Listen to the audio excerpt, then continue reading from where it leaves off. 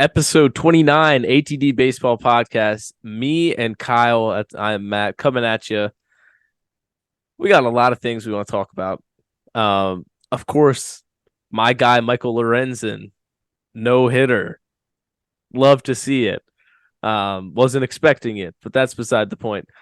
Lots of other things, a little AL West baseball. Yes, we're talking Angels and Mariners again because they're still in the news because the same trends are continuing. And Angels, it's not up for you. Um, just in case you weren't aware. Miguel Cabrera reached another milestone in his career, and it's pretty unique to see, pretty great to see history right in front of our eyes. So, love to see that. And then anything else we might think about that we want to talk about to round out the podcast. So, Kyle, how we doing? I'm doing good, man.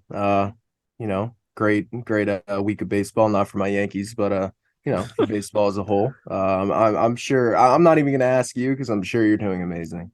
I am doing amazing. It'd be one thing if it was a Phillies no hitter and they sucked the rest of the week or they lost the series to the Nationals, but we at least got the split at this point. I think the Phillies can close it out tonight too. Take 3 out of 4, hopefully. But we're gonna dive right into that. Phillies, like I said, Michael Lorenzen, the trade deadline pickup, the only major move the Phillies made at the trade deadline. Loosely use All Star Michael Lorenzen because the Tigers had to have one, um, and he happened to be the lucky guy. He was good though. He's been solid throughout the season. Um, Obviously, Phillies picked him up. Like I said, he had a very strong debut for the Phillies. 8 innings pitched. I don't even know if it was 1 earned run, 2 earned runs, something like that against the Marlins. But 8 innings pitched is huge when you have a bullpen that needs a break. Then he comes in tonight, or not tonight, last night, makes his Phillies debut or home debut, and obviously no hitter. Was not expecting it. If you told me, hey, pick somebody from the Phillies rotation to throw a no hitter, Michael Lorenzen would be my last pick. I'm going Aaron Nola. I'm going Zach Wheeler. I'm going Ranger Suarez.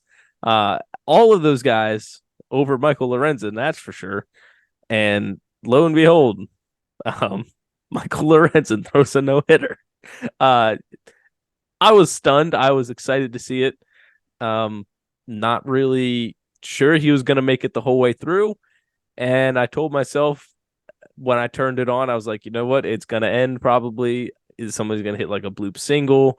Somebody's going to miss a ball, whatever. Didn't happen. And I was stoked for him.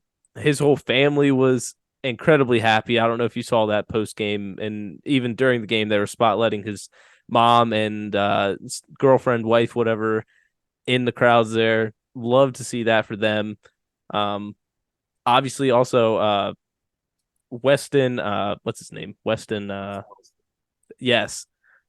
He obviously hit his first career home run at the major league level after being in the minors for so long. That's just incredible. And then cherry on top, Nick Castellanos' 200th career home run, and the Phillies get a like 7-0 win. So really was a great day to be a Phillies fan yesterday. What was your perspective? Yeah, so I was doing a little Phillies coverage myself yesterday. Not by choice, but I was helping out our other senior writer, Michael. Shout out to you. So I was watching this game, and obviously, Nick Castellanos had that. I believe it was in the first or second inning, the second, if I'm not mistaken, the first inning. Okay, I think so. Yeah. okay, yeah. Either way, he hit his first home run, and then that's after that is when the history started setting in. Weston Wilson comes up, hits his first bomb, and then Castellanos hit 200, and then obviously I watched the rest of this game when Michael Lorenzen shut the door with the no hitter. So this game brings me back to the fact of I think why everybody loves baseball, right? So you get a day where you see all these milestones, and then they're constantly cutting into the crowd with the family side of things. I mean, first we had Weston Wilson's dad, right? That was amazing to see, especially all his entire career in the minors, and then coming up first plate appearance, hitting a home run. I think that's just great. And Yeah. then, I thought that was going to be the highlight of the night. Obviously not, And then once the eighth inning sets around, Lorenzen comes back out to the mound. I'm like, holy shit, like Thompson's actually keeping him in because, as seventh inning rolls around, he's got 94 pitches when he's Yeah. starting the Yeah. seventh. And I'm like, it, I'm thinking to myself, if the Phillies are going to do this, it's going to be a combined because there's no way in hell that he's going to be able to save his pitch count. He did, obviously, and it was such a great sight to see. Ninth inning rolls around, his mom and then his wife, girlfriend, and then I believe it was his child. So yeah, it was a great day to watch some baseball. It got my mind off my Yankees, which was great. Because I can't have enough of that nowadays because the Yankees are just a dumpster fire right now. So, I it was such a great thing to see. It brought that little kid back out in me again, watching growing up watching baseball, and that's why I fell in love with the game. And it was a great night. 100%. It was, I mean, you summed it up perfectly. It was great to see all of that, just the history kept piling on top of each other, on top of itself. It was great. Now Michael Lorenzen, I may owe you an apology. As a Phillies fan, I was not very happy with Dave Dombrowski's only major move. Well, basically only two moves, being acquiring Michael Lorenzen and Rodolfo Castro. I was more happy to get rid of Bailey Falter, really, than to get Rodolfo Castro. And then Michael Lorenzen, it was like, all right, I mean, I guess we'll take another starting pitcher. I'm not going to complain about that. Would have I maybe rather had a corner outfielder or a first baseman, whichever way, so that you could shuffle that around a little bit with the DH situation? That would have been my personal preference, probably. Do I think we could have used bullpen help because we don't want Craig Kimbrell blowing games for us anymore? I did. I did want that. Did we get any of that? No, we didn't. We got Michael Lorenzen. And from the way that Michael Lorenzen's career has gone, from being he was solid when he started, to sort of having, like, forcing himself to become a two-way player in a way. Because there was a time when he was a two-way player, believe it or A not. decent one too. Yes, he had his time. And I was looking at the stats today because I was like, I wonder how good he actually was. And I was looking at the stats and I was like, wow, this is actually like better than I would have thought on the hitting side. And if you give me a second here, I'll pull him up. But it went from that to like I said, a two-way player. And then he was like having relief appearances too, like a long reliever because he couldn't make it as a starter. The Mhm. Angels signed him, did not have a good time with the Angels. Obviously, Tigers moved to the Tigers now and had a great season so far. But I'm very skeptical about guys who have a bad track record, like in their past. Like, no offense to Michael Lorenzen, but your career ERA is still 3.94 right now. Okay. I mean, his best season, it was a 2.92, which is pretty good. Yeah. That's pretty good. Um, so I was very skeptical to bring him in. Okay, his hitting stats. He did the bulk of it in 2017, 2018, 2019. 2019 he had played in 100 games, 53 plate appearances. So significant numbers there. But 2018, 4 home runs, 10 RBIs. He hit 290, 333 on base percentage. He had a 1 OPS in 2018. So guy was doing something. Anyway, but like that obviously went off the rails sort of because he's not hitting anymore. But like I said, I was a little skeptical. I'm not a fan of bringing these guys who had like one good season after not really a lot of good seasons in his career. So I was skeptical. I apologize, Michael Lorenzen. You've totally made up for it. you're in my good graces as long as you don't like blow a playoff game or blow a chance for us to get to the playoffs. Other than that, now I don't think you'll have the ball in those big situations, but in case you do, um, as long as you don't blow it, you're in my good graces for now. Do you have anything else you want to add on this Phillies no hitter?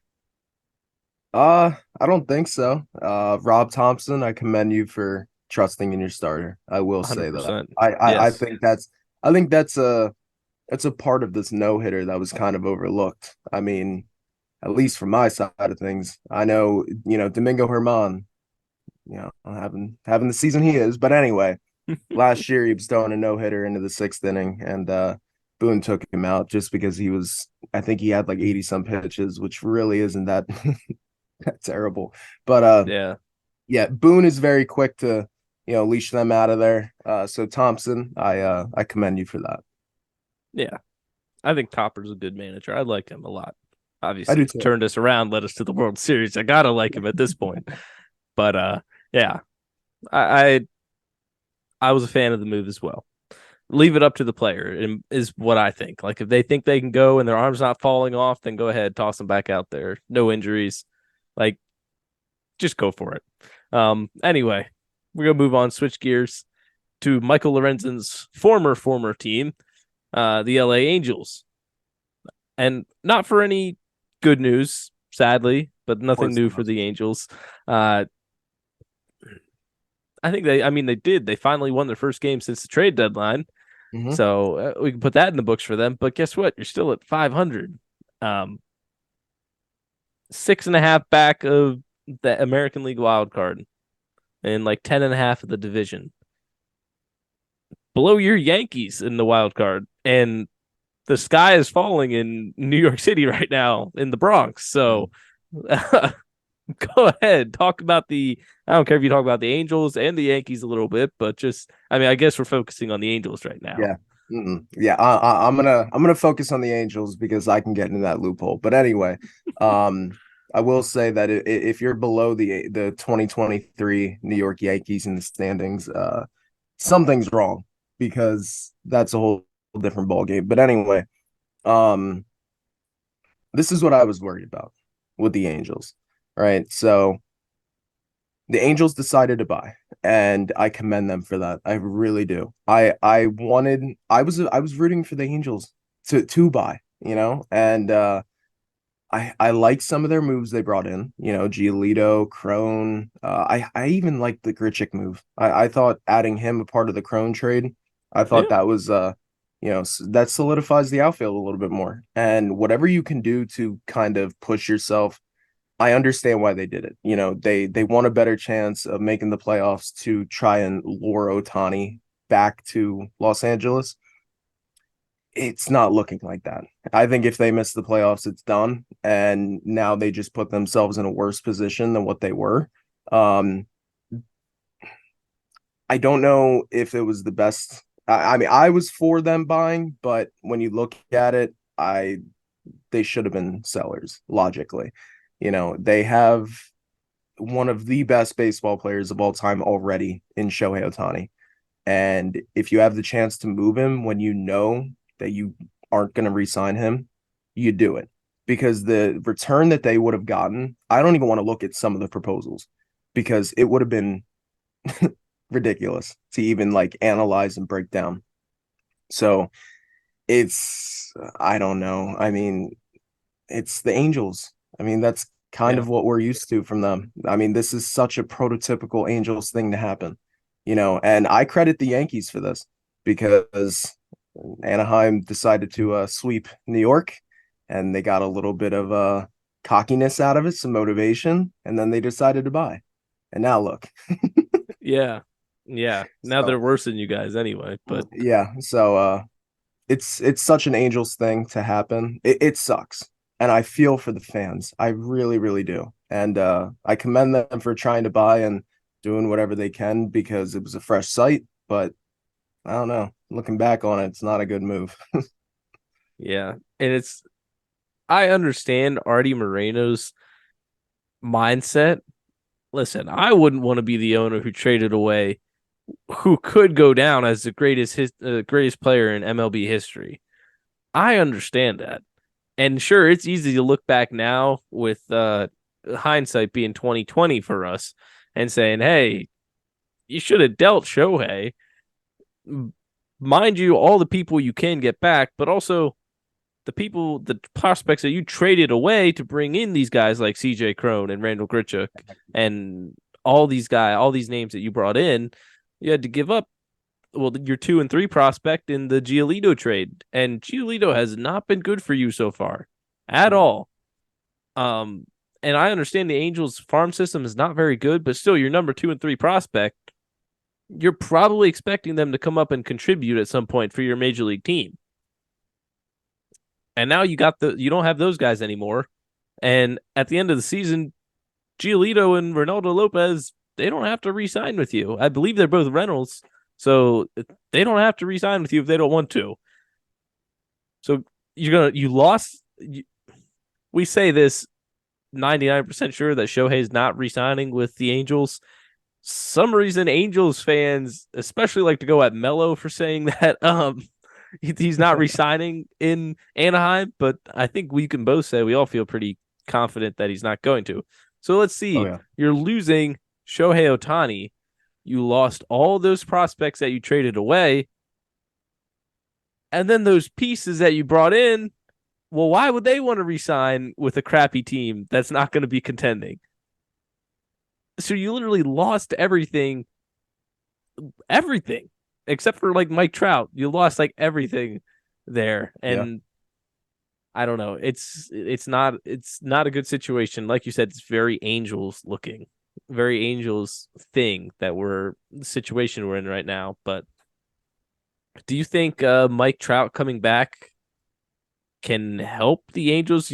Obviously it's good for the Angels, but like, can it still be enough for them to dig themselves out of this hole with, a little over a month and a half left in the regular season? It's so tough to say because the American League is being led by that gauntlet in the AL East.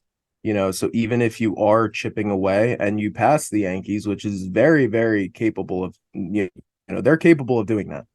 You pass the Yankees and then you start to get into, the other territory with those, the Blue Jays, the Red Sox. Are you better than them? I don't know. And it's tough to say. And I wish that I could say that Mike Trout can kind of come back and take them to the promised land because that's what we've been wanting as baseball fans. We want Ohtani and Trout in the playoffs. So if they can, great. But do I think it's enough? Hell no. this Angels team is just it's not there. I mean, and if they do miraculously make it to the postseason, great. But guess what? I don't see you getting far at all because you got to play one of those wild card teams. You got Houston in there right now. You got Toronto in there, and I believe Tampa has the other spot. So good luck because I don't see you beating any of those teams. Yeah, it's like worst of the worst for the Angels right now. I mean, it could be even worse. It could be terrible. I mean, at least you're middling around 500, but like I guess best case scenario is try to sneak in the wild card, get the last spot so that you get to play the Guardians or Twins, whoever. I guess it's the Twins most likely coming out of the Central. But like even then, I don't know how I feel about your chances. Okay, you win the wild card series, woohoo! But then you have to play one of the best teams in the league, whatever it would shake out to be, obviously depending on the standings. But like, it's not a good situation, period, for the Angels. But we're gonna move on and talk about their division rivals, the Seattle Mariners. Mariners currently on a little bit of a hot streak, I guess you could say. Um, 7 game winning streak and 9-1 in their last 10 games.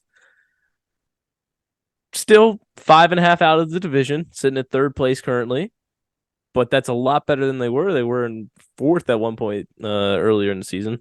And then in the wild card, currently 1.5 games out of that last spot held by the Blue Jays. How are we feeling about the Mariners right now, Kyle? Oh man, they're a weird team. I mean, it's hard to say really, but just keep going, I guess. I mean,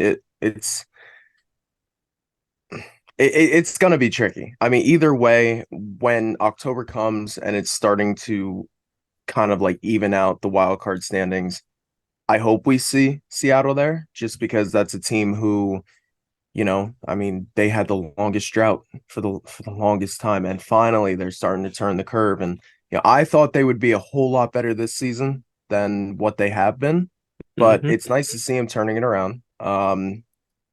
It sucks that it didn't happen earlier, because then they could have added at the deadline and it could have been a whole different ball game, But I mean, I they're not my World Series pick, but I could see them making a little bit of noise in postseason.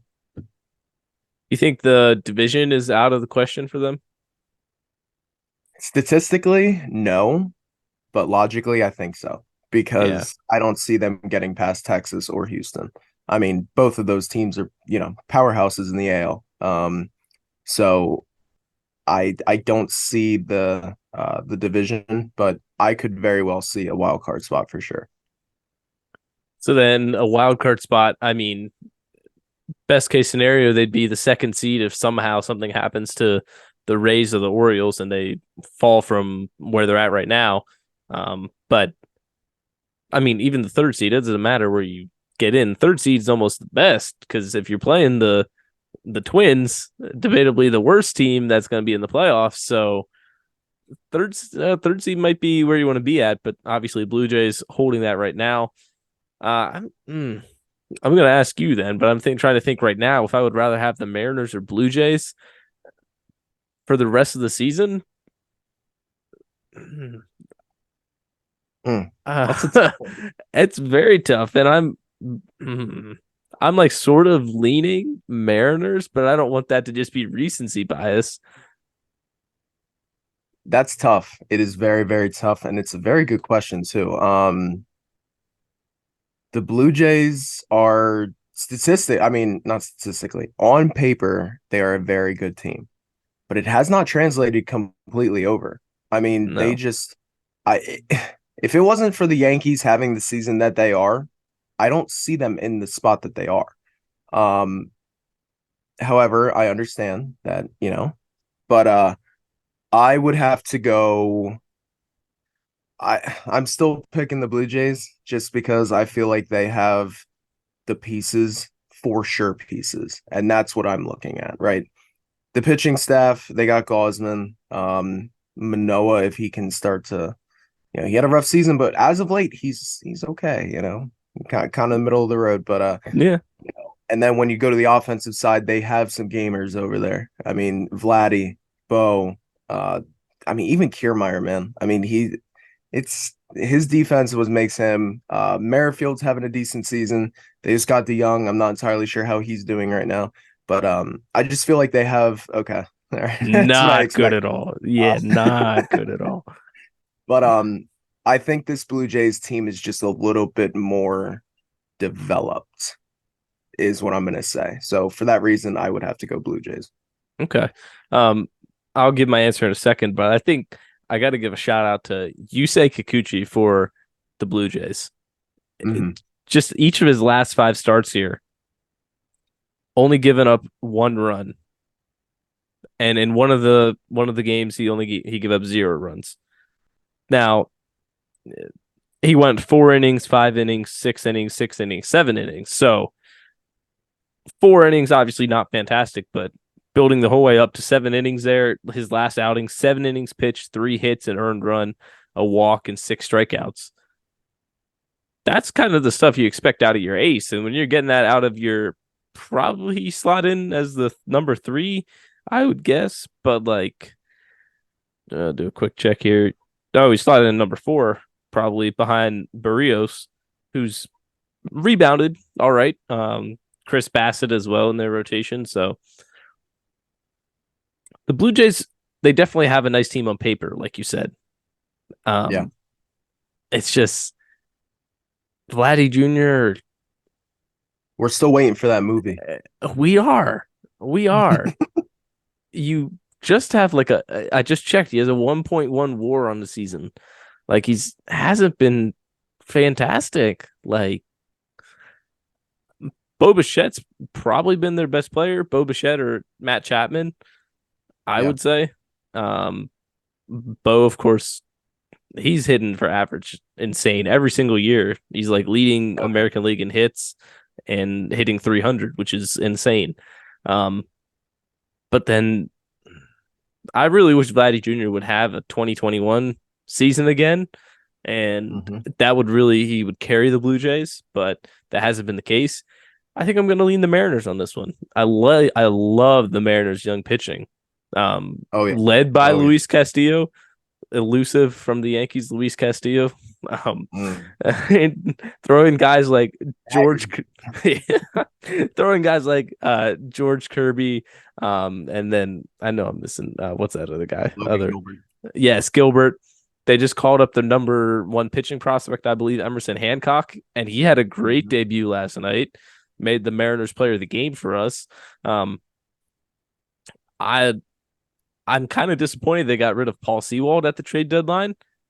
because I think it would have been nice to have him at the back end of your rotation or not rotation, your bullpen. I mean, um, now I've heard he hasn't done great in Arizona so far since they traded for him. I'm not going to say that would have happened if he stayed in Seattle though. But and then the pieces that they have, Eugenio Suarez has a sneaky good season this year. hmm Julio, I don't want to say he's been disappointing, but it's not exactly what we expected to build off of your rookie of the year campaign last year. So it leaves something to be desired, that's for sure. And then just guys like JP Crawford having a solid season this year. Like you don't have to expect anything great, but like solid on defense, solid on offense, and that's going to be enough for the Mariners to make a push, compete with the Blue Jays. I know they had probably two series against each other already this season, so I kind of want to see if they play each other again this year. I'm guessing no, because I'm pretty confident they already played two series against each other. But quick check here on the Mariners schedule. Currently three against Baltimore starting tomorrow, and then Kansas City, Houston, White Sox, Kansas City A's. That's a nice little stretch right there. White Sox, Royals, A's, Mets, throw them in on top. Uh, Reds, Rays, Angels, Dodgers, A's. Ooh, that's a tough schedule to close out. Six against the Rangers, or seven against the Rangers, and three against the Astros to close out the season. So, so no series or no more games against the Blue Jays. They had a series earlier in June or July, and the Mariners took two out of three. So they did what they could. I'll give that to them. But yeah, I think I'm going to lean with the Mariners for the rest of the season. I would love to see them in the playoffs again. That atmosphere last year was great. Hopefully, it wasn't just because it was their first time being back in a long time. I don't think so. But I don't know if you feel confident in the Blue Jays, really, though, right? I don't. Mm-mm, Yeah, I don't. I'm not just saying that because I'm a Yankee fan. I truly don't. I really don't feel confident in that team. that's fair. I don't really blame you. They haven't given you much to feel confident about this season.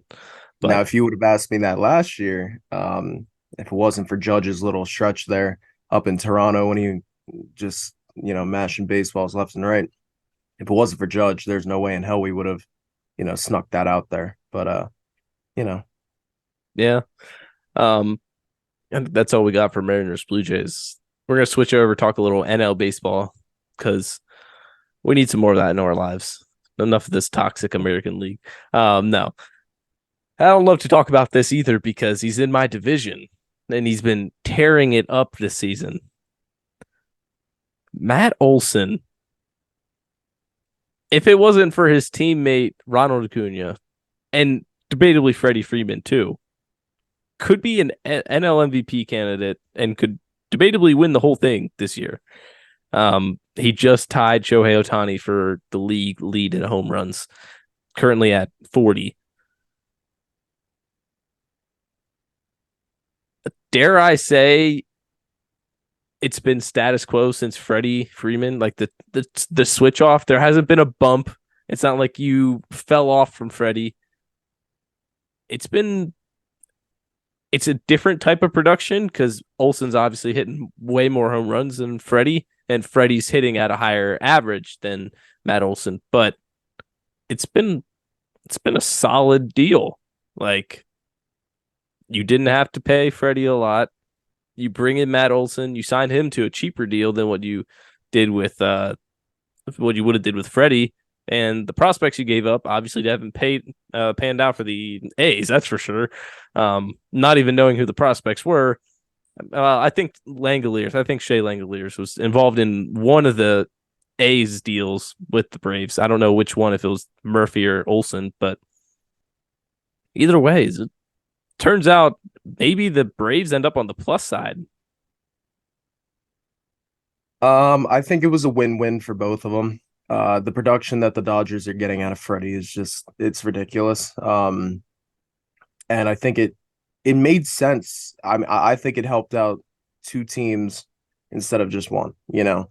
And I just overall the entire situation with Freeman and Olson, I think just it worked out better than anybody I think could have imagined. Because Freddie's doing his thing in Los Angeles and Olson's doing his thing over in Atlanta. So I think it worked out for both. But Matt Olson, I mean, that's a name that kind of hurts me because I was so into him going to New York. I manifested it and I expected it. And when it didn't happen, now don't get me wrong, I love Anthony Rizzo, but he is not Matt Olson. I'm sorry, he's not. So I was really, really pissed when I found out he was going to Atlanta. But anyway, Matt Olson's on a tear this season, and I think it's kind of what I'm not going to say I expected him to hit 40 home runs by, August 10th. But at the same time, I mean, it doesn't surprise me. Matt Olson's a very, very good player, and I always loved watching him. I think he's one of the best first basemen in the league. And it shows how good this Atlanta team is when a guy hitting 40 home runs is not the front runner, like in your team when MVP Yeah. standings go. So when you look at the depth and just how insane this Atlanta team is, I mean, it's scary to think about. And Oh, I'm in the I American. know. Yeah. So for me, I don't give a shit, because it's, the only time we're ever going to see them in meaningful games is the World Series, which is not going to happen anytime soon. So I don't need to worry about it. But I am going down to Atlanta next week. So I get to see my Yankees get destroyed by the best team in baseball. So that's going to be fun. But anyway, like I said, I think it's telling to see how deep this Atlanta team is when a guy hitting 40 home runs is not even the MVP of your team. I think that's just a little wild to think about. Yeah, it definitely is. And the pieces up and down the Braves lineup day in and day out is just it's Scary. stacked. It's Yeah. stacked. And then you go to the rotation and it's like, well, that guy has a sub 3 ERA. That guy has a sub 3 ERA. This guy has a 3 ERA. The back guy in the end of your rotation has a 3.5 ERA. And Spencer Strider's breaking all the strikeout records like ever. I mean, Max There's Reed no just came back for you. No, there's no holes in their lineup, in their team at all. Michael Harris the second, who finished second in NL Rookie of the Year last year, is hitting ninth in your lineup right now. Yeah, it's insane to think about. It's I mean, yeah, it's ridiculous. It's ridiculous. it it has all the makings of a dynasty. I mean, with how I swear the Braves and the Rays, I think, have the most genius front offices, and I don't understand how they keep getting away with it. The Braves giving out these deals that make no sense is just, I mean, good for them because now Yeah, they have built themselves a whole entire dynasty that is going to last years. I mean, we're going to be talking about the Braves at the top of the league for years to come. So definitely. I don't understand how the hell they did it, and I'm jealous. I'm very jealous because I wish the Yankees would be doing this shit. I'm sure you'd be wishing the Phillies were doing this. So 100%. it's I mean, the fact that Ronald Acuna is making under $100 million over 8 years, I mean, come on. That's borderline robbery by the Braves. Yeah. So like I said, it's it's just insane to think about this team having absolutely no holes. Like, and even when you go to the bench and the bullpen, you don't there's not, I mean, maybe the bullpen could use another arm, but that's stretching. That's me trying Yeah. to find something that's wrong with this Yep. team. Yep. And That's what it comes down. I'll say one more thing about the Braves here. Think about who they lost. They lost Dansby Swanson, just Mm-hmm. gone in free agency. And he had one of the best years as a shortstop last year. Obviously, we talked about Freddie Freeman. You lost William Contreras, this homegrown catcher talent who was an all-star, because, oh, we got two all-star catchers. We Yeah. got Travis d'Arnaud, who's been a solid catcher in the league for a while. Oh, we're just going to casually rob the A's and get Sean Murphy, one of the best catchers in the league. Offensively, he's debatably had the best season this year from the catcher position. I mean, It's ridiculous. and you think about it too. The guy who that they switched out for Swanson is Orlando Arcia, who is not having a bad season by any means. I mean, he's batting No, eighth in their lineup every single day, and there's no like step back of production from 1 through 9. no. It's honestly just looking at their box scores, it's ridiculous. Like I don't understand how they do it. It's honestly like mind-boggling to me. There's consistently a guy who went 2 for 4 with a double, a home run, two RBIs, 2 runs. And then if not, it's Acuna went 3 for 5, a double, a stolen base, and drove in 3 RBIs. It's ridiculous. We did not even mention Austin Riley at third base. His name didn't come up at all. And I swear, every single offseason, when people come out with dark horse MVP favorites, top of the National League list is Austin Riley every year. And rightfully so. I think he's going to get one of these years. But we didn't even mention him in this whole conversation about the Atlanta Braves. And he's Yeah, there for the long haul as well. So I love believe that. if I'm not mistaken, I think he's their longest contract. I think it's through Yeah. 2030 something like that. Yeah. And not to mention, I also think it's the most expensive out of them all. Which is crazy. But they Yeah, can afford to overpay Austin Riley because they robbed Ronald Acuna Jr. and Michael Harris and all these other guys. But yeah, enough about the exactly. Braves. Enough about the Braves. Um, let's end on a wholesome note, I guess you will say. Miguel Cabrera, one of the greatest right-handed hitters in the history of baseball, and debatably the best in our generation. It's a little tough when you have Albert Pujols there as well, and then also on the younger side, Mike Trout. Um, Aaron Judge could definitely work his way into that conversation in our lifetime. So, but generally, he's like he matches up well with our childhood, I guess you would say. Yeah. Debatably the greatest right-handed hitter of our generation, I'll say.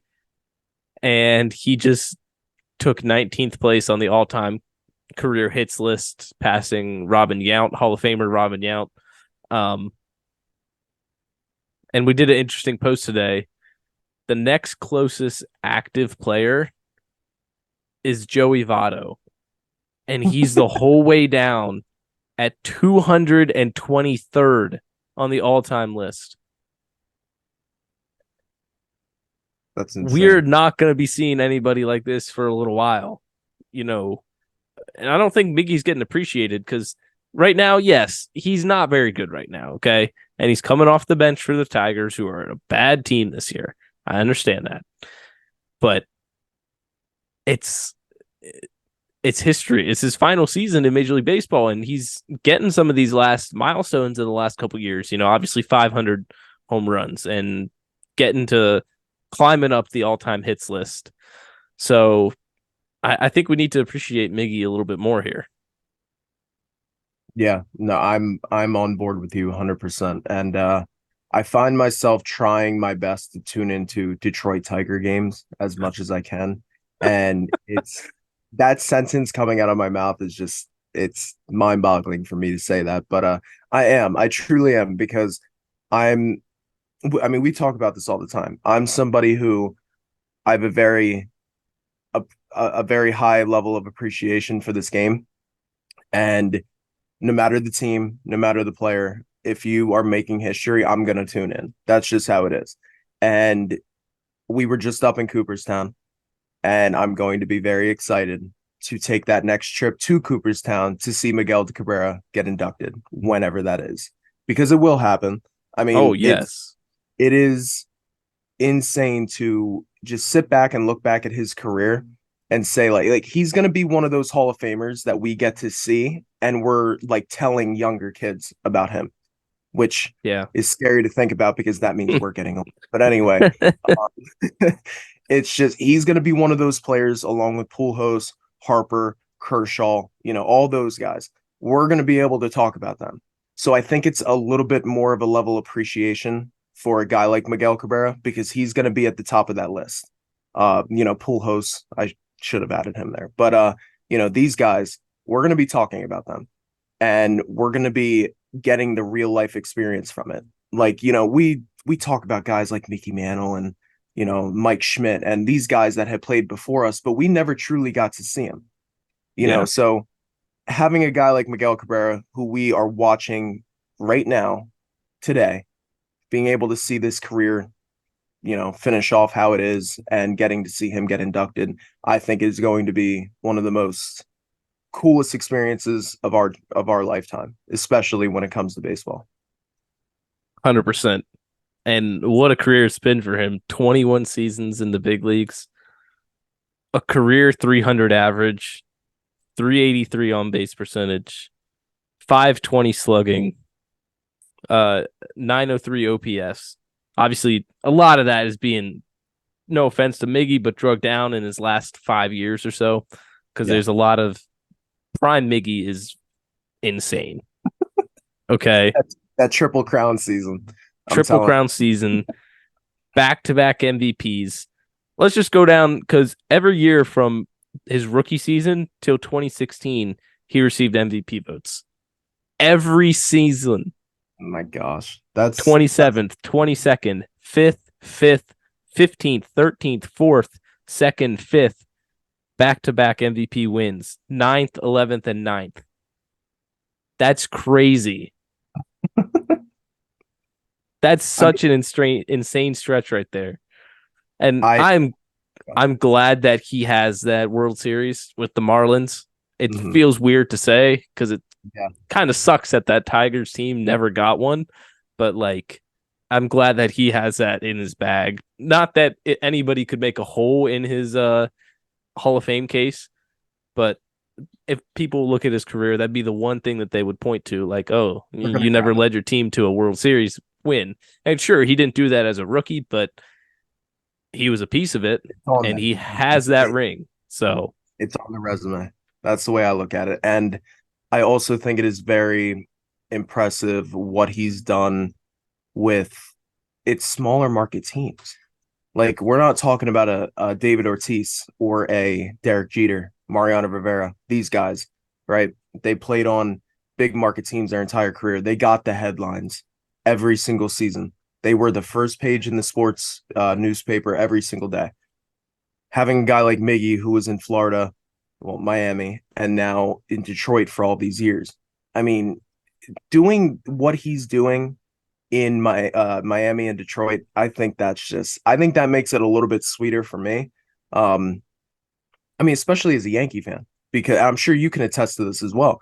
Because when you're a fan of these big market teams, you don't get to I mean, you're not hearing about the Miguel Cabreras, who's down there in Florida or Detroit tearing up the season. So I think for him to be able to reach the level of magnitude that he did on the teams that he was on, I think that just makes it a little bit sweeter for me and what I'm going to remember him just a little bit more for that. 100%. One last thing out here on Miggy and things that I love among like great players, and on the opposite end, things that I hate. When you don't go around and ring chase at the end of your career, and not even Mm-hmm. ring chase, like you stick with your team. It just means something to me. I don't know, maybe it's just the kind of person I am, but like when you look back at, I agree. I'm just gonna say Ricky Henderson, you look back at Randy Johnson, where they bounce around to these Giants, Yankees, Ricky Henderson, quite a few different teams. You know, it means something for a guy to say, like, sure, he got traded to or signed with Detroit, whichever it was. I honestly don't know. I'll say that it was before my time. Um, Yeah. but to stick around in Detroit even after the dynasty fell apart, literally every other piece from that team is gone, and you still got probably by now he's like 41, 42-year old Miguel Cabrera on this young Tigers team, and I don't know, just means something to me. It means more to me when you stick it out with one team and you don't have these random 60 games in Arizona and 15 in Cincinnati. And, I don't know. Yeah. Loyalty is a very rare quality in today's sports. And that's just not baseball. That goes for every sport. And I've seen my favorite players come and go. You know, there is no there's no such thing as, long-term loyalty anymore. That's really it's very rare to find. And I think, just as a Yankee fan, I'm going to throw it out there. Aaron Judge, right? For It's fair. him It's to fair. pass up yeah, for him to pass up higher contracts from other teams, coming back home, well, not home, but coming back to his hometown team, drafted him, brought him up through the system and become what he is in New York. I think that's just that it gives me a more level of respect for a player like that. And that's what I agree with you 100%. I think loyalty is such an important thing in today's sports, and you don't see it often.